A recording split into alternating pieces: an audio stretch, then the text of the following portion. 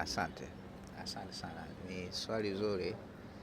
Na swimming kiujumla kwanza imeanza rasmi mwaka 2008 na toka 2008 mpaka tulivyo, mimi kama mwenyekiti nimechukua kijiti 2023 na toka ilipoanza, kwanza mkakati wa kwanza imekuwa ni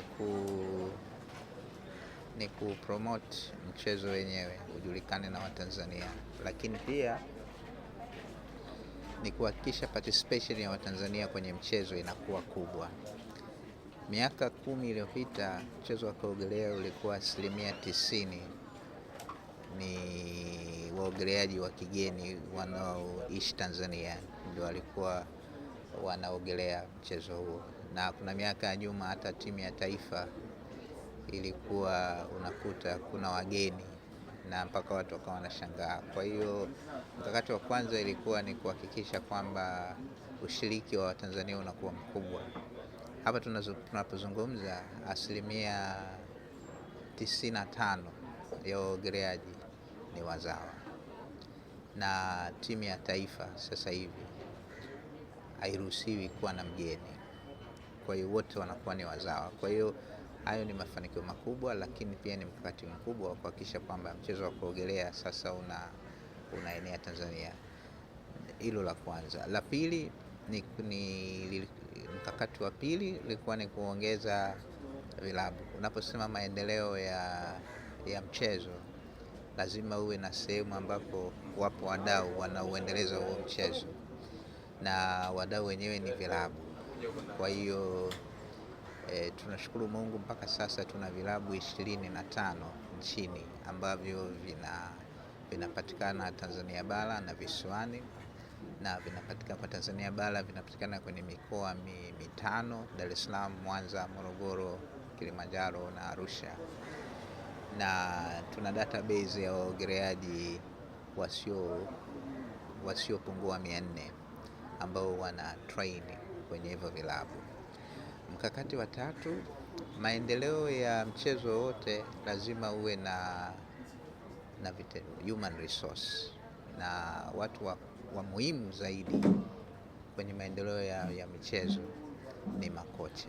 Huwezi kuzungumzia maendeleo ya mchezo wakati hauna walimu na wakufunzi ambao wanapatikana kwenye grassroots kwa ajili ya kuwafundisha. Kwa hiyo mkakati wangu ilikuwa kwanza tuwarasimishe makocha wote wanaojishughulisha na swimming Tanzania, tuweze kuwatambua na tuweze kuwa grade wako katika level gani, na hilo tumelifanya ambapo tunaita accreditation, kwamba makocha wote ambao walikuwa na exist na wanataka watambulike na chama lazima wawe accredited na chama, tuwatambue.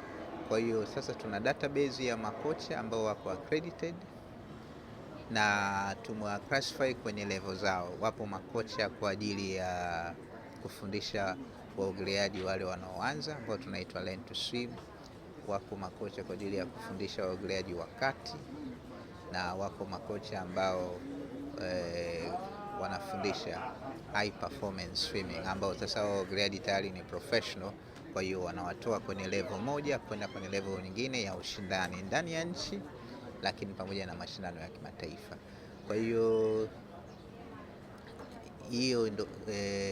hiyo ni moja ya mkakati. Lakini mkakati wa 4 sasa umekuwa ni kuhakikisha mchezo wa kuogelea unafahamika, na hiyo imetufanya kwamba tuwashirikishe media. Kama unavyoona, miaka ya nyuma mchezo wa kuogelea ulikuwa hujulikani, lakini ndani ya miaka 3 tumefanya seminar na watu wa media mbalimbali ili waweze kuelewa mchezo wa kuogelea, ili wanavyoripoti waweze pia kuelewa namna wanavyoripoti mchezo wa kuogelea, kwa sababu mchezo wa kuogelea uko tofauti na michezo mingine. Unafanana, maana kusema kuogelea ni sawasawa na riadha ya kwenye maji, kwa sababu watu wanakimbia ndani ya maji. Kwa hiyo hilo tumefanikiwa kwa 60%, na sasa hivi media nyingi zinautangaza mchezo wa kuogelea, na hiyo ni moja ya mkakati wa kuhakikisha sasa tunaweza tukapata wadau ambao wanaweza partner na sisi kwa ajili ya kuchangia maendeleo ya mchezo wa kuogelea. Tukumbuke kuweza kuwafikia Watanzania milioni 60 unahitaji rasilimali fedha, na ili upate rasilimali fedha lazima uanze kwanza kuonyesha kwamba mchezo hupo na watu waweze kuona na kuutambua. Mpaka sasa hivi tunavyoongea, tuna timu ya taifa iko Algeria inashindana mashindano ya Afrika ya junior na senior, lakini pia na masters. Mkakati wa tano ni kuhakikisha kwamba huu mchezo wa kuogelea hauishii tu kwa ajili ya watoto. Kuogelea pia ni afya. Kwa hiyo tumeweza kuanzisha kamati ya kusimamia waogeleaji ambao ni watu wazima ambao tunaita masters. Hii lengo kubwa ni kuencourage watu waujue mchezo wa kuogelea kama mazoezi, lakini pia kuna mashindano ya watu wazima ambao walikuwa waogeleaji wameacha, au watu wazima waliojifunza kuogelea. Hii tunaifanya kimkakati kwamba inasaidia afya za watu kuogelea kama mazoezi, ili watu wengi waweze kujiunga na mchezo wa kuogelea. Na mpaka sasa hivi tuna masters wawili swimmers wako Algeria, pia wanaenda kushindana kwenye Masters Championship ya Afrika. Mkakati wa sita ni Tanzania imezungukwa na maji, na kwenye kuogelea kuna kuogelea kwenye mabwawa kuna achana na special swimming, kuna kuogelea kwenye mabwawa yaliyojengwa swimming pool, lakini kuna kuogelea kwenye bahari, mito na maziwa, kwa Kiingereza wanaita open water. Sasa mkakati wa sita ni kuhakikisha kwamba sasa tunaanza kupromote watu waogelee kwenye bahari, na mwaka juzi tuli launch mashindano na camp ya Afrika. Nchi zaidi ya 12 zilienda Zanzibar, na kulikuwa kuna mafunzo, lakini kukawa kuna mashindano ya kuogelea baharini. Na mwaka jana pia tulifanya mashindano yaliyoweza kufanyika pale Kigamboni kwenye kuogelea baharini, na mwaka jana huo tuliweza kupeleka waogeleaji wawili Mombasa kwenda kushindana kwenye kuogelea baharini. Kwa hiyo huu ni mkakati ambao tunajaribu kuweka ili sasa tuwe tunaenda kwenye sehemu ambazo zina maji, maziwa, mito, na kuangalia namna gani tunaweza tuka activate na kuhakikisha kwamba wale walioko katika mazingira yale ya karibu waweze kuogelea. Na mkakati wa mwisho ni kutoa elimu kwamba kuogelea zaidi tu ya kushindana, lakini kujua kuogelea kunaweza kuokoa maisha. Huo ni mkakati wa usalama zaidi, kwamba Tanzania imezungukwa na maji. Kwa hiyo Watanzania wengi, vijana wetu wengi wa Kitanzania wakiweza kujua kuogelea, wanaweza na kufundishwa namna gani ya usalama kuwa majini, manake wanaweza wakajiokoa na kuokoa maisha ya watu wengine. Mwenyekiti, umesema kwamba kwenye maongezi yako umesema kwa sasa mchezo huu umeenea kwa takriban mikoa 5 nchini: Dar es Salaam, Mwanza, Morogoro, Kilimanjaro na pengine Arusha. Upi sasa mpango sahihi kuhakikisha kwamba na sehemu ambazo hakuna mchezo huu, kwa mfano Kigoma kuna ziwa Tanganyika, Rukwa kuna ziwa Tanganyika, Mbeya kuna ziwa Nyasa, Ruvuma kuna ziwa Nyasa, na sehemu nyingine ambazo pia kuna mito mikubwa, mfano Iringa kuna Ruaha na kwingineko, Mwanza zipo timu kama Mwanza Swimming Club, International Sabilo International, pengine huku ambako bado Kagera, Mara, Geita, sehemu ambazo zinaguswa na maji, lakini bado mchezo huu haujafika. Pengine chini ya uongozi wako kuna mpango wowote kuhakikisha kwamba nao wananufaika? Yes, ni swali zuri. Mpango huo tunao na tunaendelea kutafuta wadau ili tuweze kufika. La kwanza, kabla tujafika kwenye kuogelea kwenye mito na maziwa, mpango wetu kwanza ni kuhakikisha mikoa yenye mabwawa kwanza tuifikie yote, na kama ulivyozungumza, sasa hivi tunaangalia mikoa ambayo ina mabwawa lakini mchezo wa kuogelea haufahamiki. Kwa hiyo mkakati wetu kwa kupitia kurugenzi ya elimu ni kuwafikia kwanza wale wamiliki wa yale mabwawa na kuzungumza nao na kuwapa elimu kwamba waweze kufungua vilabu katika maeneo yale ili kuweza kuwasaidia watu waweze kujifunza kuogelea. Lakini pili, kuogelea kwenye mito na maziwa tayari tuna, kama nilivyosema, tayari tuna kamati ina mwenyekiti na imeshaanza kwanza kufuatilia, kwa sababu kuogelea kwenye mabwawa, kwenye mito na bahari, kabla hujaenda lazima uasesi usalama. Kwa hiyo inawezekana ukawa kuna mto lakini huo mto labda ukawa na mamba. Kwa hiyo kuna timu ya ufundi ambayo kazi yake sasa ni kupitia ni mito gani na maziwa gani ambayo yana usalama kwenda kufanya mafunzo ya uogeleaji. Hata hapa tulivyoenda kuogelea kwenye bahari, lazima tuangalie ni sehemu gani ina kina kifupi na ni majira gani ambayo yako sahihi kwenda kuogelea. Kwa hiyo kwa kupitia kamati ya ufundi ya kuogelea kwenye mito na bahari wameshaanza hiyo kazi, lakini cha kwanza tunataka tuactivate watu wengi wa Dar es Salaam, tufanye mashindano mengi ya bahari. Tukishakuwa confident, tukishakuwa na imani kubwa kwamba tunaweza kuhandle, sasa tunatumia Dar es Salaam kama pilot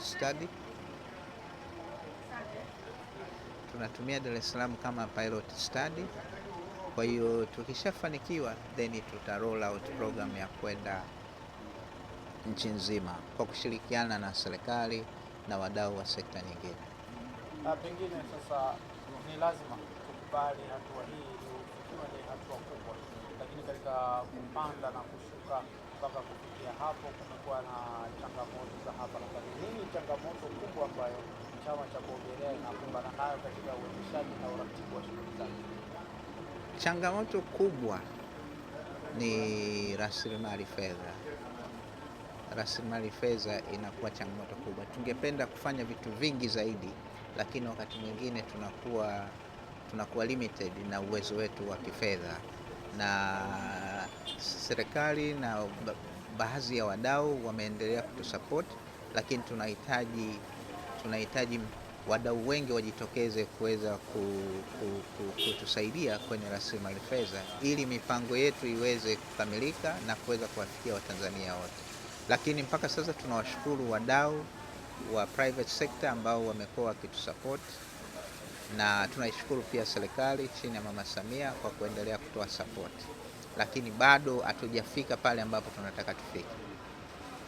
Ukitazama ili maendeleo ili tuweze kufikia sehemu, tunahimizwa kutengeneza vizazi, kurithisha.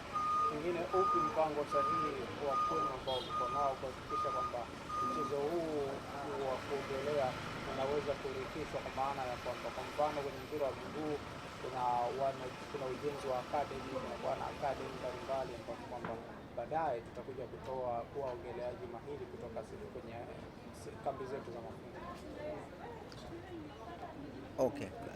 Mpango huo upo na sio lazima iwe academy.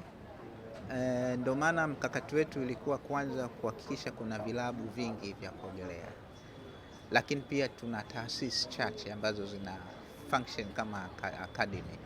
Lakini sisi tunaamini kwanza kukiwa na vilabu vingi, vilabu sasa ndio vinaandaa waogeleaji kwanza katika level ya chini kabisa. Kwa hiyo tunashirikiana na vilabu, tunajaribu kuempower na ili vilabu viweze kutoa mafunzo sahihi, na ndio maana tukahakikisha kwamba tunawatambua hao makocha na tunaleta wakufunzi mbalimbali. Hivi sasa hivi tunavyozungumza tumeleta kocha wa kimataifa kwa kushirikiana na private sector, Monty International School. Amekuja kwa ajili ya camp ya siku 10 kwa ajili ya kutoa mafunzo kwa waogeleaji, lakini pia mafunzo kwa makocha. Kwa hiyo makocha wote tu accredited tunajaribu kwanza kuwawezesha kielimu na maarifa waweze kuwa bora zaidi. Wakisha kuwa bora zaidi, manake watakwenda kufanya kazi sahihi kuwaelekeza vijana wetu wa Kitanzania na kuweza kutambua vipaji. Manake kama makocha sio bora, watashindwa kuona vipaji viko wapi. Okay, piga picha tangu ulipofahamu mchezo wa kuogelea ama ulipoingia rasmi kwenye mchezo wa kuogelea, si kama mwenyekiti bali mdau, na kuwa mwenyekiti mpaka hivi sasa, na ukiforecast unauona wapi mchezo wa kuogelea baada ya miaka 10 ijayo nchini? Anauona mchezo wa kuogelea utakuwa mbali sana, na mimi rasmi kuingia kwenye sekta hii ya kuogelea ilikuwa ni 2015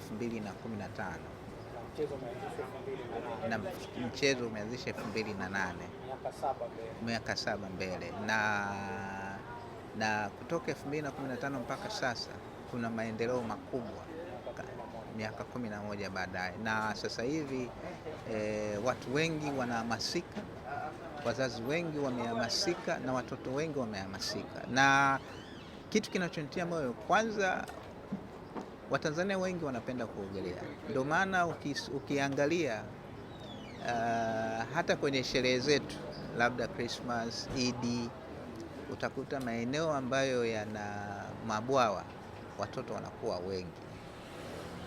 Kwa hiyo kinachonitia moyo ni kwamba ile interest ipo, ni kwamba sasa kuhakikisha hawa watoto wanapataje mafunzo, kwa sababu changamoto ya mchezo wa kuogelea ni tofauti na michezo mingine ambayo sio kwenye maji, kwamba uwezi ukajifunza wewe mwenyewe, lazima umpate mwalimu sahihi akufundishe ndio uweze kuingia kwenye maji. Kwa hiyo miaka 10 kutoka sasa mchezo wa kuogelea utakuwa umekua na utakuwa umetengeneza ajira nyingi. Kumbuka kuna makocha, kuna wataalamu wa technical, kuna wataalamu wa viungo. Yote hiyo ni baadhi ya fursa zilizoko kwenye mchezo wa kuogelea, na mpaka sasa katika michezo 5 bora ya Tanzania ambayo inafanya vizuri kwenye mashindano na kushiriki kwenye mashindano mbalimbali ya Afrika na kimataifa, swimming ni mmoja wa mchezo huo, ukiachana na football, riadha, boxing, cricket, golf na swimming. Kwa hiyo tupo kwenye top 6 ya michezo inayokuwa kwa kasi Tanzania. Lipi neno lako kwa wadau na wazazi na wote wenye mapenzi mema juu ya mchezo wa kuogelea? Neno langu ni watie moyo. Kwanza watu wasiogope, kwa sababu tumegundua mchezo wa kuogelea umehusishwa na dhana kwamba ni mchezo wa watu wenye pesa, maisha ya juu, kitu ambacho sio sahihi. Na hiyo dhana inatokana kwamba vilabu vingi vinatumia mabwawa ambapo yako kwenye shule za kimataifa. Sasa kwa mfano Isamilo International, IST, FK International, DIS. Sasa tunazishukuru shule za kimataifa kwa sababu zimejenga facilities na vilabu vinakodisha zile pool. Kwa hiyo sio lazima mtoto awe anasoma kwenye zile shule ili aweze kuwa kwenye klabu. Kwa hiyo vilabu vimekuwa vingi na sasa hivi gharama imekuwa nafuu, ambayo mzazi wa kawaida anaweza kima cha chini ni 100,000 kwa mwezi. Kima cha juu inaweza ikafika 200,000 mpaka 2,500 kutokana na aina ya klabu na vilabu vina grade tofauti, lakini sasa ukizingatia 100,000 kwa mwezi, utagundua kwamba kwa mzazi mwenye nia anaweza aka-afford kumpeleka mtoto wake kwenye kilabu ili apate mafunzo sahihi. Kwa hiyo mimi niendelee kuwatia moyo wazazi kwamba kuogelea ni maisha, wenzetu wanasema, na kwa sababu tumezungukwa na maji, na kwa sababu na wahimiza wazazi Wazazi wengi wanadhana kwamba mtoto wangu anajua kuogelea kwa sababu anampeleka beach au kwenye bwawa ambalo mtoto anachezea maji kwenye kina kifupi, hajawahi kufundishwa, lakini anakuwa anachezea maji. Mzazi anahisi huyu mtoto anajua kuogelea. Sasa hapo ndipo tatizo linapokuja, kwa sababu huyo mtoto akienda akakutana na wale wanaojua kuogelea, akiwafuata wanaenda kwenye kina kirefu, ndio madhara yanaanza kutokea. Kwa hiyo mimi nawasihi wazazi, kama hujawahi kumpeleka mtoto wako kufundishwa kuogelea, usije ukasema mwanao anajua kuogelea, kwa sababu anaweza akawa anaingia kwenye kina kifupi na kuchezea maji. Kwa hiyo nawasihi, mchezo wa kuogelea ni hatari kama hujafundishwa. Kwa hiyo wazazi wanahakikisha mtoto amefundishwa kuogelea kabla ya kusema mwanangu anajua kuogelea. Basi mimi nikushukuru sana. Asante sana.